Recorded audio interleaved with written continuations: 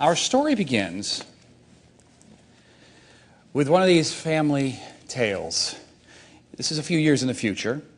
Robert Atkinson, you and your brother Barry have to get together to talk about Dad. It turns out a few days ago he got lost and a bit disoriented on a trip downtown. The police wound up contacting both of you to get your dad and to bring him home. And your dad's older sister, Aunt Betty, has Alzheimer's, so this is an issue in the family. Dad is not about to leave his home of 50 years for some kind of structured environment, but how can we help? Developments in technology allow Dad, you've discovered, to be implanted with a tiny device, no bigger than a grain of rice. It's got GPS tracking, just like in your cars. Chip reader in the doorway of his home will let others know when Dad is out of the house.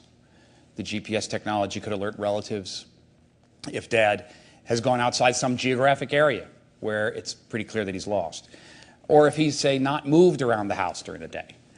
You know, it's small, no one's going to know he's wearing it. With this chip, he can always be found, whether he asks for help or not. Robert, how would you break the subject to Dad? How would you advise him to do this? How would you make the argument? Well, I guess I'd say that, Barry and I are both working full-time, and we're not able to take care of him, and that we're both worried about him. And I would encourage him that this is probably a good idea, and something that we wouldn't abuse, and he could know what it's being used for, and that it would help him, and it would help us, and particularly help us. Anita, how do you advise a fellow of Dad's age here to make a decision like this? Well, I think I might advise him to be very angry at his sons for even considering the possibility of trying to talk him into implant something in his body like he's a lost puppy. I mean, people have a certain dignity that I think may be threatened by having these sort of devices put in their body so it can be tracked and traced. It seems to me that a better move might be to use some more traditional techniques like home aids or cell phones, telephones, and business cards and bracelets, identity bracelets and things like that can help Dad find his way home. We don't make very much money, so we can't afford a home aid. We've thought about that, we just can't afford it. Well, I'm sort of worried about the idea of your dad and other people's fathers and mothers and sisters and brothers being implanted with devices that allow people to follow them around the world. I mean, why shouldn't we put one on you so that we can find you more easily? Well, you're not the one that's going to be looking for me. I'm going to be looking for my dad, and Barry and I are only going to be the only Somebody's ones. Looking for you. So Barry and I are going to be the only ones who know what that is. Are we sure that the only people who'll be able to figure out where Dad is moving around are you and other authorized people? Is there some person in the FBI or the CIA or the police department who can also track Dad down and find out what Dad is up to? Well, that's one of the things I'm really worried about. Yeah. It's a possibility there's some third party, whether it's a police officer or a social worker, whoever, who's going to be following Dad around using this tracking device. That's one of the reasons I'm hesitant to suggest. But the company that we talked to, Barry, they said they weren't going to do that. They said that it's only that their computers use it, they don't give it to anybody else, and we would be the only ones really with access to it. So that made me more secure. You know what the problem is? The problem is Dad sent me to law school many years ago. But I learned that there's no law that prevents that company from sharing that information with police or anybody else. Well, let's just stipulate for the moment that these devices have become so attractive and effective. If your dad decides to use this device, his long-term care insurer will actually allow him to avoid some hefty price increases. Do you approve of that? Well, yeah, that'd be great for us because we don't have that much money, and so anything we can do to save money, that would be great because then we could use it for other ways to take care of Dad. So I think that'd be great. Well, that really worries me. It worries me that the insurer essentially is making the decision for the individual. You're taking away Dad's autonomy here to make a decision about whether or not he wants to be implanted with one of these devices. I would in favor of that, no.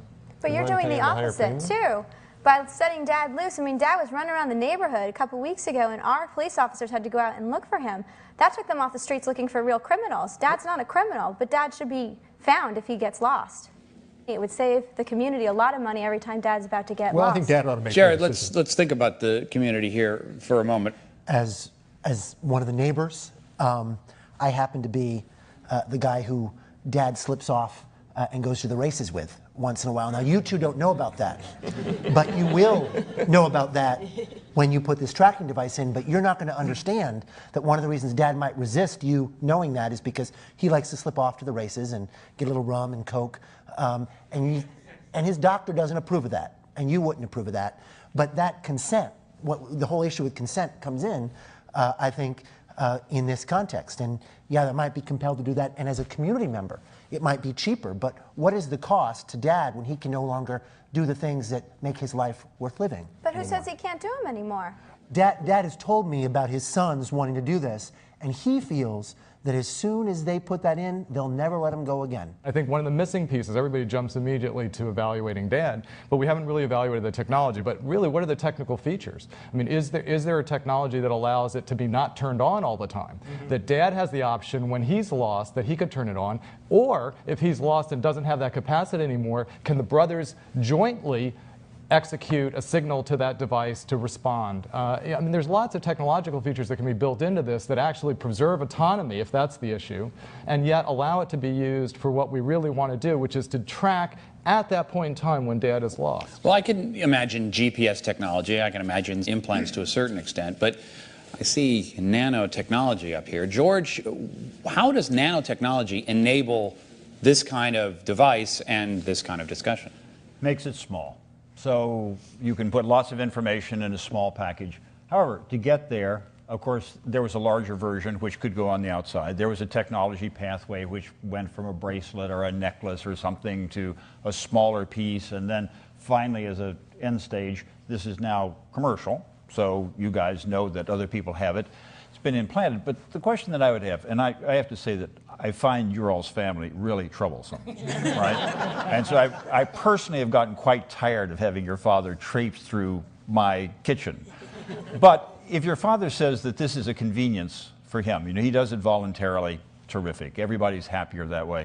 But as a neighbor, I am willing to guide him back insofar as I can to his house if he doesn't want to do it, because I don't want to have a covert thing inserted in me if I don't want it inserted for all kinds of reasons. I've got a question about the nano part. Now, I've observed that when you buy a regular desktop computer, it costs this amount. If you buy a smaller laptop computer, it costs more. And miniaturization, it seems like, is an expensive thing. Is that what happens with nanotechnology? No. In fact, the smaller it gets, usually the cheaper it gets. Really? Now, they may charge you more, but that's your problem.